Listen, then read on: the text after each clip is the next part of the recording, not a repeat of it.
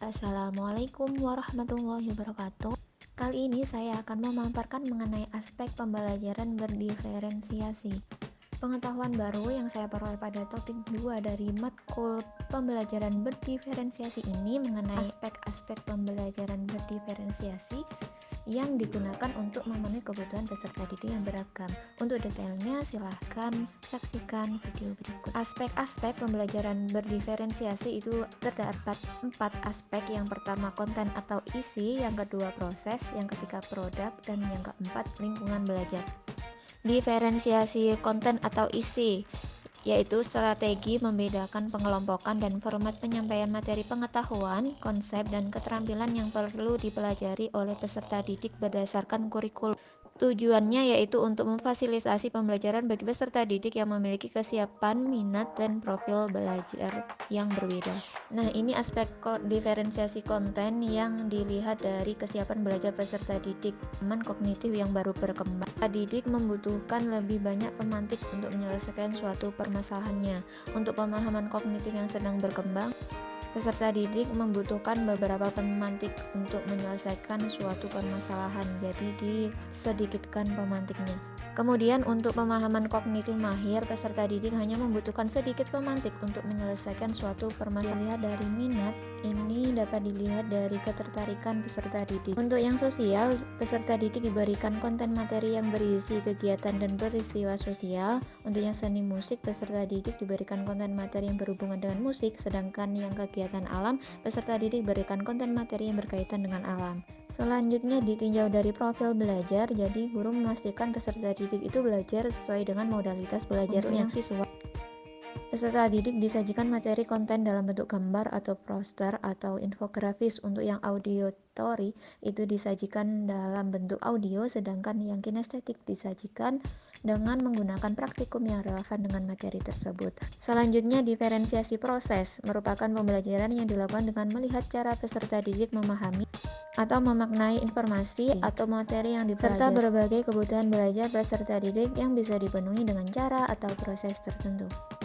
Ditinjau dari kesiapan belajar peserta didik kognitif baru berkembang, peserta didik diberi scaffolding dan pendampingan penuh oleh guru. Untuk pemahaman kognitif sedang berkembang, peserta didik diberi sedikit scaffolding oleh guru dan scaffolding lainnya dari tutor sebaya. Sedangkan pemahaman kognitif mahir, peserta didik hanya diberi penguatan konfirmasi atas jawaban dan motivasi saja.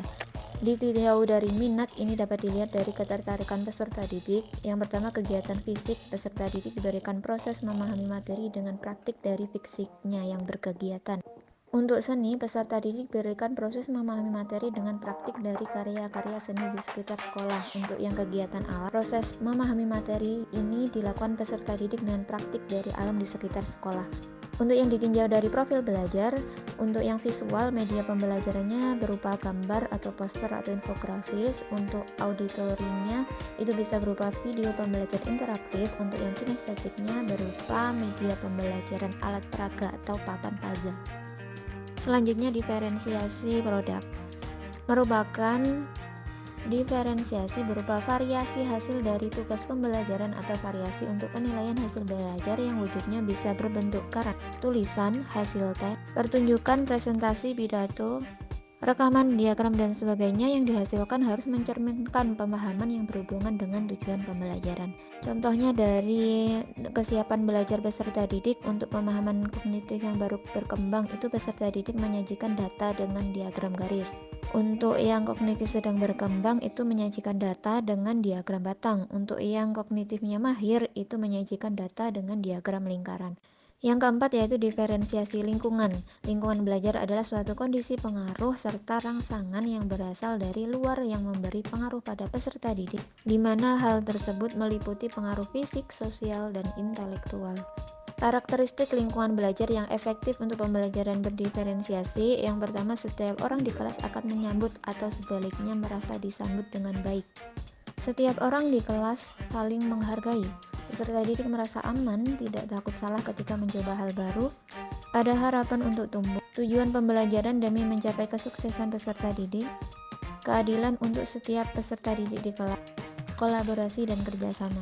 Selanjutnya, keterkaitan antara pembelajaran berdiferensiasi dengan materi lain. Yang pertama, dengan filosofi pendidikan Indonesia. Menurut Ki Hajar Dewantara, pendidikan merupakan wadah untuk menuntun segala kekuatan kodrat yang ada pada anak agar mereka dapat mencapai keselamatan dan kebahagiaan yang tinggi-tingginya, baik sebagai manusia atau sebagai anggota masyarakat. Kemudian pemikiran tersebut itu diimplementasikan ke dalam sistem pendidikan saat ini, yaitu pembelajaran yang berpusat pada peserta didik. Adanya pembelajaran berdiferensiasi ini, guru menggunakan kebutuhan dan kemampuan setiap peserta didik yang berbeda dan berusaha untuk menyesuaikan pembelajarannya. Selanjutnya, keterkaitan dengan materi pemahaman tentang peserta didik dan pembelajarannya. Setiap tahap perkembangan memiliki pendekatan yang berbeda dan tingkat perkembangan dengan gaya belajar peserta didik yang berbeda itu akan mempengaruhi guru dalam memilih metode, strategi, media, dan jenis evaluasi.